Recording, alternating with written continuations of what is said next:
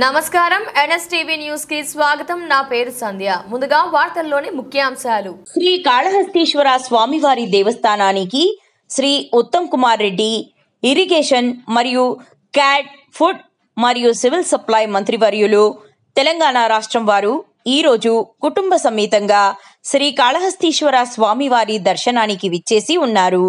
ఆలయ అధికారులు వారిని సాదరంగా ఆహ్వానించి వారికి ఆంతరాలయ దర్శనము మరియు వేద ఆశీర్వచనము ఏర్పాటు చేయడమైనది.